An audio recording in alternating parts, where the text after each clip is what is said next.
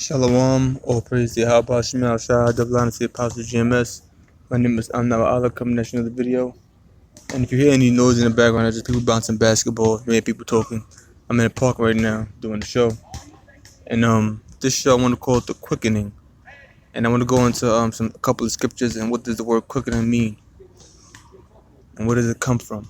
So without further ado, I'm gonna start from John chapter 6, verse 47. I would have started from John chapter 6, verse 63, but I want to give you deeper understanding as to why Yahweh Shah said what he said in the 63rd verse of John the 6th chapter. So this is John chapter 6. So this is John chapter 6, verse 47. It says, "Verily, I say unto you, he that believeth on me have everlasting life," which is true. If you believe in Yahweh Shah, you get everlasting life. And he says, in verse 48, he says, "I am that bread of life. Your fathers did eat manna in the wilderness and are dead." It's going back to when our ancestors were delivered from Egypt. Okay? The Heavenly Father made bread rain down from heaven. Bread came down from the heavens.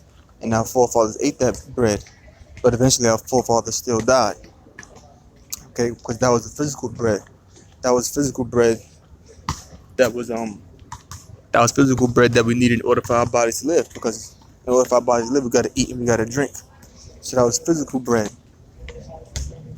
that we need in order to sustain these physical bodies. This is the bread which cometh down from heaven, that a man may eat thereof and not die. I am the living bread which came down from heaven. So Yahweh Shah is comparing himself to the bread that came down from heaven during the time of Moses, which manna means, what is it? Just as Yahweh Shah, who was that bread that came down from heaven. People questioning, what is it? In other words, what is this man? Is he the son of the Most High? Is he the Messiah? Some people say he was Jeremiah, one of the prophets. So the same way manna means, what is it? That's a question, the same way they questioned Yahweh Shah, who came down from heaven just as a man did. This is the bread which cometh down from heaven, that a man may eat thereof and not die. So if you ate that bread that came down from heaven, you will eat of it and not die. And that bread is talking about Yahweh Shah. And eating of that bread, which is Yahweh Shah, so that you don't die, is talking about believing in Yahweh Shah, taking heed to the doctrine, which is the wisdom, knowledge, understanding of the scriptures. That you would not die, meaning what? That you would have everlasting life. John 3:16, remember? He that, for God so loved the world, for the Most High so loved the world, that he gave his only begotten Son, that whosoever believeth him should not perish but everlasting life. But this goes right back to that. Verse 51, "I am the living bread which came down from heaven. If any man eateth this bread, he shall live forever. And the bread that I will give is my flesh, which I will give for the life of the world." Because why?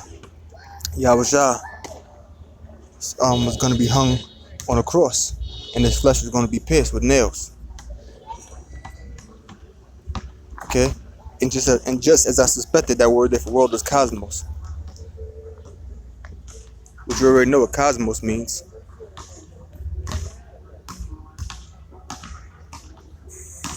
Strong's G 2889. Cosmos. An apt and harmonious arrangement or constitution, order, government, ornament, decoration, adornment, i.e. the arrangement of the stars, the heavenly hosts, as the ornament of the heavens. It gives a lot of different definitions, but it's primarily when it says an arrangement or constitution, an arrangement, an orderly arrangement. Okay? And that word is talking about Israel. Israel is that arrangement that Yahweh Shah was going to die for. How do you know that? Go to the book of Acts chapter 5, verse 30 and 31. That explains it to you. So reading on, Yahweh Shah was going to give his flesh for the life of the world. We're talking about the children of Israel, beginning of the elect. The Jews therefore strove among themselves, saying, "How can this man give us his flesh to eat?" So when Yahweh Shah said, "Eat my flesh," they think he's talking about his actual flesh, his actual physical body, like cannibalism. Then Yahweh Shah said unto them, "Verily, verily, I say unto you." Be 1 second. Yeah, man, I'm back. Some nigga came in the park playing that hip hop garbage. I don't want to hear that. Don't make the people want to hear your crap, man. Put some goddamn headphones on. Anyway, then Yahweh Shah said unto them, "Verily, verily, meaning truly, I say unto you, except you eat the flesh of the Son of Man and drink his blood, you have no life in you." Drink his blood. You're not gonna actually drink his blood, but Yahweh Shah's blood was gonna be shed. Yahweh Shah really saying you gotta believe in him. Okay? Because Yahweh Shah, pursuing the book of John, the 1st chapter, tell you the word was made flesh and dwelt among us. So Yahushua is a physical embodiment of the word. So if you're eating of Yahushua's flesh and drinking of Yahushua's blood, you're not physically eating his flesh and you're not physically drinking his blood. But what you're doing is you're believing in him. Because Yahushua is a physical embodiment of the word.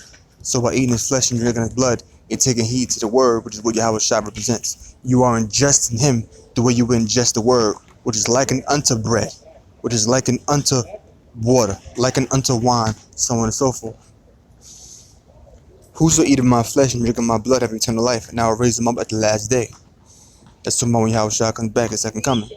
For my flesh is meat indeed, and my blood is drink indeed. He that eateth my flesh and drinketh my blood dwelleth in me, and I in him. So when you eateth of Yahushua's flesh and drinketh of Yahushua's blood, you dwell in Yahushua, and Yahushua dwells in you. They thinking, wait a minute, you saying I'm going to eat your arm, and I'm going to drink your blood, and you're going to be inside me, and you and I going to be one? It don't mean like that. You know Yahushua going to be one, meaning what? Be one in agreement. Real quick.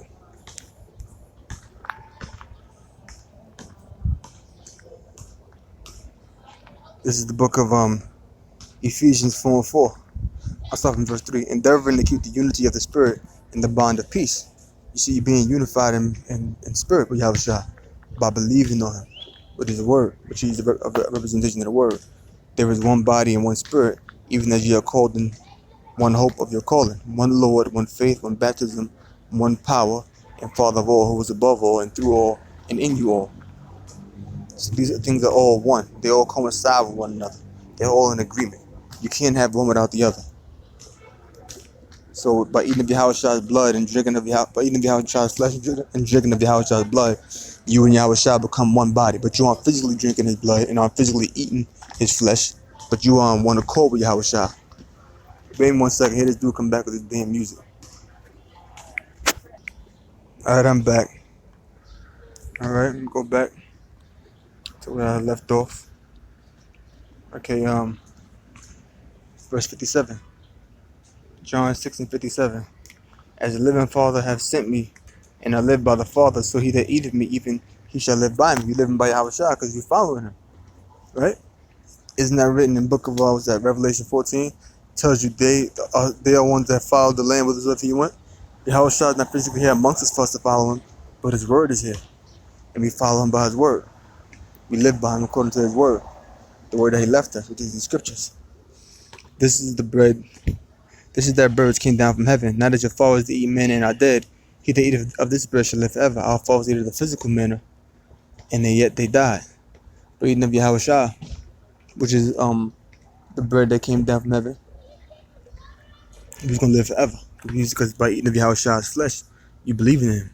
These things said he in the synagogue, as he taught in Capernaum.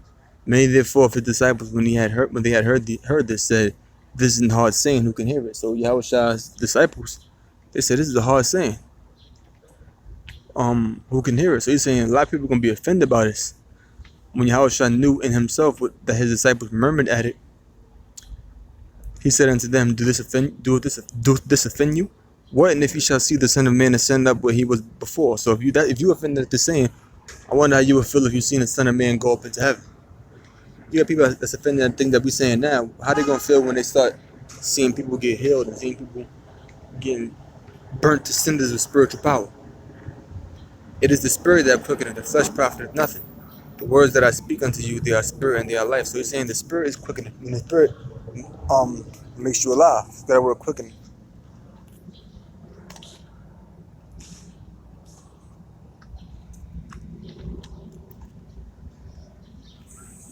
Strong's G 2227. Zoapoieo. Zoapoieo. To produce alive, begat or bear, living young. To cause to live, make alive, give life. By spiritual power to arouse and invigorate. To restore the life, to give increase of life, thus a physical life. Of the spirit quickening as, that's all I gotta read there. I forgot I keep reading. Of the spirit quickening as respects the spirit. Endowed with life and greater powers of life. Metaphorically of seeds. Quickened into life, i.e. germinating, springing up, growing. So the major definition is when it says make alive. To cause live, make alive, give life. So it's to make alive. So Yahushua is saying it is the spirit that quickeneth, the spirit that makes you alive. The flesh profiteth nothing. The flesh doesn't gain for anything, because your fathers ate of that bread that came down from heaven, which satisfied their physical flesh, but it profited nothing. Why? Because they died. The words that I speak unto you, they are spirit and they are life. The words I speak unto you, they are spirit and they are life. That's what allows you to live. Okay?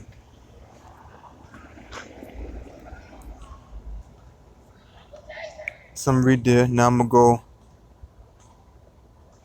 right here. This is quickening on Wikipedia. Quickening. In pregnancy terms, quickening is the moment in pregnancy when the pregnant woman starts to feel or perceive fetal movements in the uterus. So that's the quickening. There's no need for me really even me rush here, but I'm gonna go jump down. It says the word quick originally meant alive. See that? The word quick originally meant alive. Historically, quickening has sometimes been considered to be the beginning of the possession of individual life by the fetus. See that? British legal scholar William Blackstone explained the subject of quickening in the 18th century relative to feticide and abortion. I could read this, but I'm not gonna really read it due to the interest of time. I don't want the thing to go on too long. But I could probably go into that law too, but another time. Now that I mention it, now that I'm thinking about it, I'm thinking about the law when it speaks about if a man strive with a woman that's with child and Book of Exodus. Maybe I'll do a show on that. So we know the word quick originally meant alive. As a matter of fact, let me see something real quick.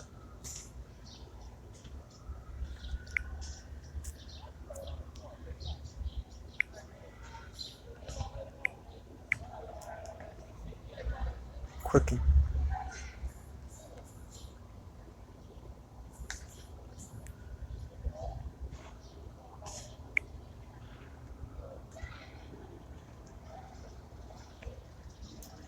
Let's see, you still wanna.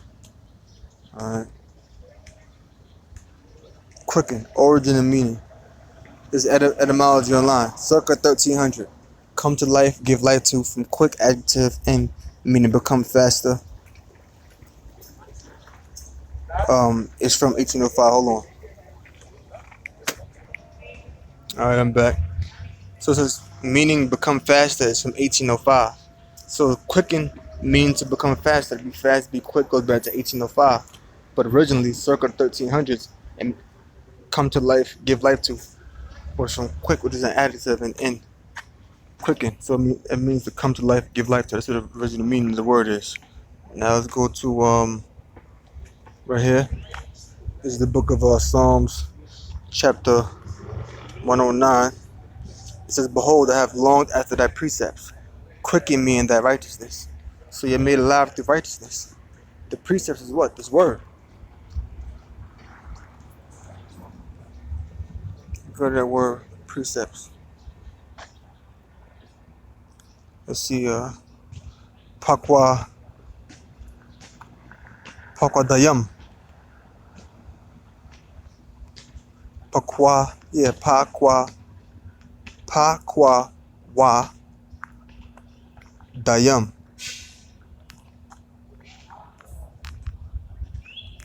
Pakwa Dayam. It says precept statute. Which that's going to, if you look at here, it says properly appointed, i.e. a mandate of the Most High, plural only, collectively, for the law, commandment, precept, statute. So it means like a commandment, which is what? These words. So the precepts talking about the scriptures. Quicken is kaya.